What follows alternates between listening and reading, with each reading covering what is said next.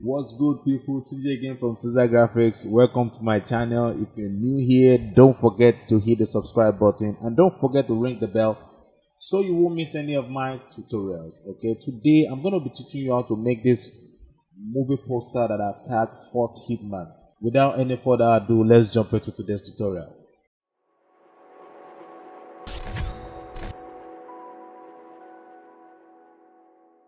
Okay, so let's create a new document. So I'm going to click on File and I'll select New. So for this project, I'm going to tag it, and my width is going to be 1080 by 125. So my resolution is going to be 120 because I'm going to be using so many effects in this tutorial, and every other thing is going to remain the way they are, and I'll say okay. So then the first thing we're going to do is to bring in our landscape, and I'll drag that and drop like so, and I'm going to scale this. Then I'll select the object selection tool and I'll drag to select the heels. So I'm adding the landscape to my selection, so I'm using the marquee selection to do that. So I'll hold down shift and I'll drag. So I'm going to click on the add vector mask button here, create a new layer. Then I'll make sure that your foreground and your background is set to black and white. So I'll go to filter, render, clouds.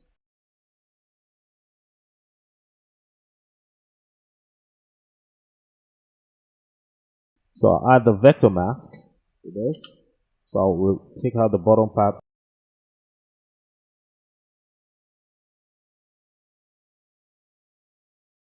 So I'll be bringing the picture of our first characters from the SSS file. Use the marquee selection to take out this first picture here. So I'll hit Ctrl J on my keyboard and drag that and drop here like so. Convert this to a smart object, and I'll bring the free transform.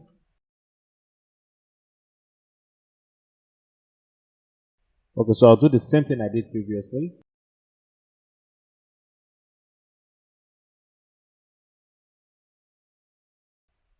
So what I'm going to do is I'm going to create a macro selection of the three characters. So I'll hold down Control and I'll hold on Shift. I'll click on the next thumbnail of the layer of the character, and I'm going to do the same thing again.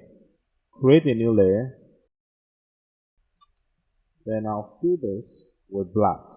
So I'm going to use Alt Backspace to fill it with black because the color of my foreground is set to black. So I'm just going to reduce the opacity like so, and I'll put the characters in a group. So I'll call this men. So I need to deselect this, so I'll hit the Ctrl D on my keyboard to deselect it, and that's the shortcut. And next is to darken the landscape of my background here. So I'm going to click on the layer. So I'll hit the curve adjustment, and I'm just going to dial this down like so. Alright. So I want it to apply to just only the landscape. So I'm just going to click on this button here. So I actually want some part of the heels to be visible. So I'm going to select the brush tool, and I'll change this to luminosity. Yeah. Then for the men, I'm going to do the same thing. So I'll add a curve adjustment, and I'll click on this because I only want it to apply to just only the men, and I'm just going to drag this down like so. I'm going to create a new layer again, and I'm going to call this lights because I need to put light behind the men, and I'll click on the foreground box here,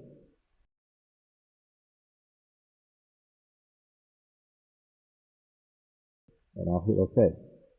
So I'm going to increase the size of my brush, and I'm just going to brush like so. You know what? Let's just move it above the layer of the man, and I'm just going to brush.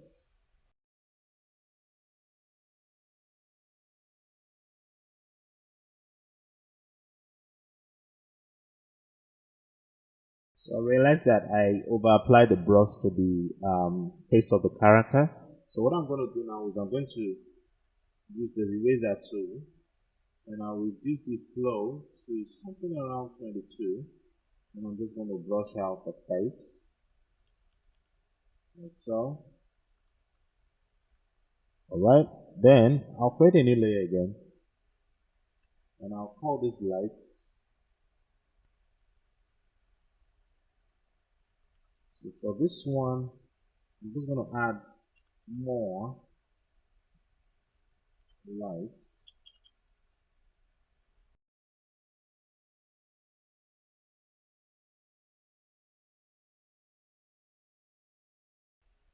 And I'll add a new layer again above the landscape and I'll call this light again. The lights 3, and this time I'm just going to brush like so. You know what, let's just make it behind the landscape, and with the free transform I'm just going to push this up like so. Alright, and I'll add another light again and I'll call this light 4. Alright, so the flow is going to be something around let's say 59, and I'm just going to add more lights like so. And with the free transform tool again, I'm just going to push this up like so. So the next thing I'm going to do is to bring in the picture of the actor. So I'm just going to move that down and move this above all the layers. So I'm going to scale this big like so.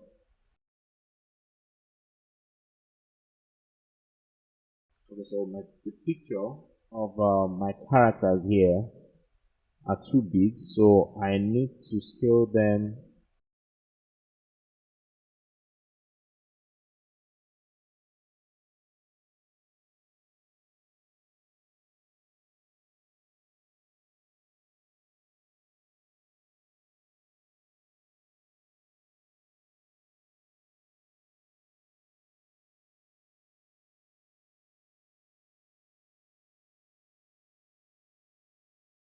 so we need to add depth to the skin of our character here. So I'm just going to go to the black and white option here, and I'm going to change this to overlay, and I only want it to apply to just study the layer. So I'm going to check this icon here, and I'm just going to push this up just to push the light, the highlight on his skin, and I'm just going to dial this. Then I'm going to go to the curve adjustments, and I'm just going to push this up a little bit, and I only want it to apply to the layer of the character, and I'll hit the Control I on my keyboard, zoom in, just increase the brightness of this side a little bit. So I'm going to switch to white.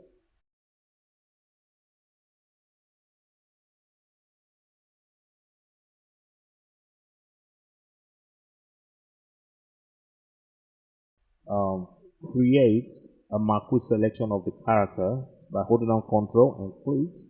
And because we need to, the next thing we're doing now is to add light effects to the body of the character. So click on this icon here, and I'm going to select this. I'll call this light 1. So just still on this same color. I'm going to 52. Increase the size of my brush, and I'm just going to do.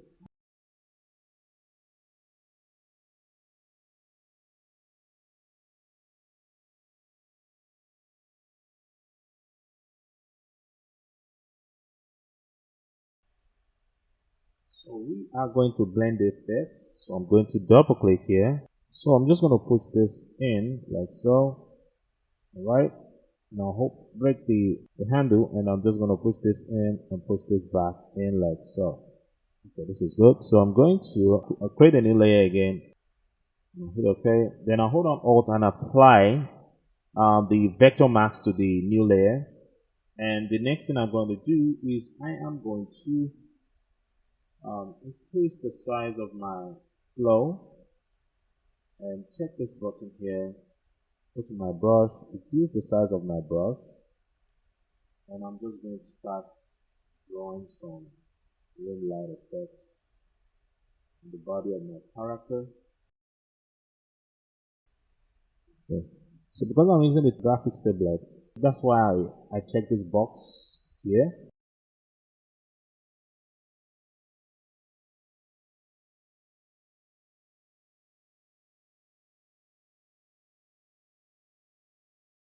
So we need to blend this also. So I'm going to double click here and I'm going to push this in like so. Hold on Alt and just, alright. You can even reduce the opacity just a little bit. So what I'm going to do next is to add a gradient map. Click on the gradient map button here. I'll click here. So I'll change this to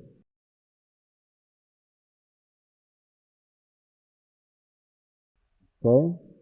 I'll create another one again. I'll do the same thing. And I'll click OK. And the last one, and I'll hit OK. And I'm going to move this here. Hit OK. Then I'll change my blend mode to highlights. So I'm going to create a marquee of my character here by holding on Control and I'll click.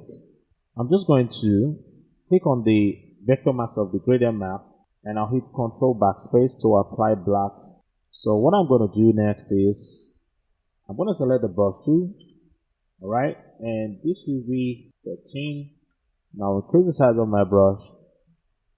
So I'm going to just add some part of the effect back to my character here like so.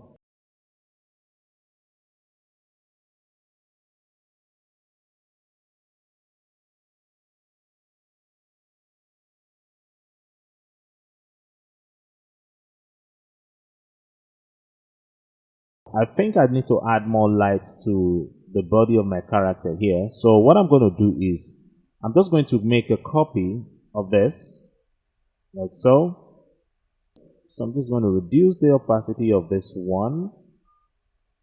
Good. And the next thing we're going to do is to add depth of field to the characters on the background. So what I'm going to do is I'm going to just first put this in a group.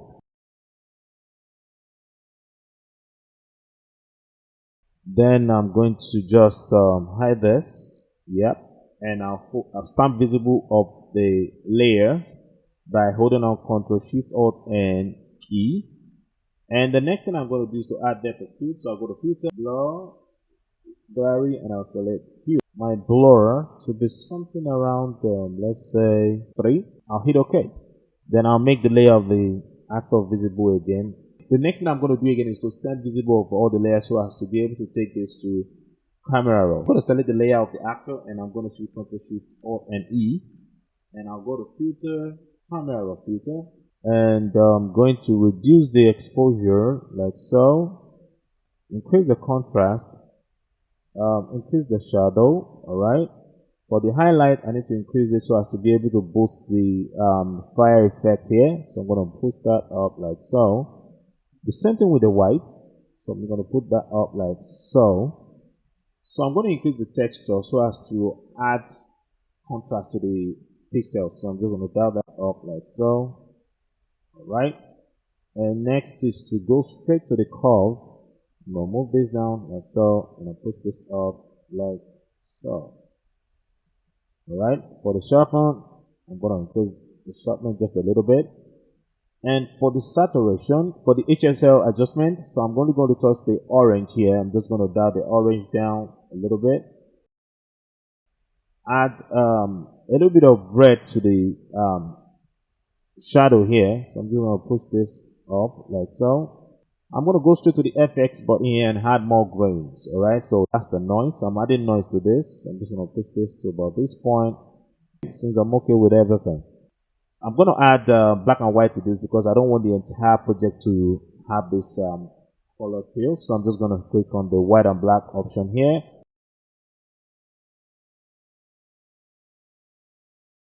I'll click on the vector mask of the black and white, select brush, increase the size of my brush, set my flow back to 100, and I'm just going to brush with my foreground set to black. So I'm just going to brush like so.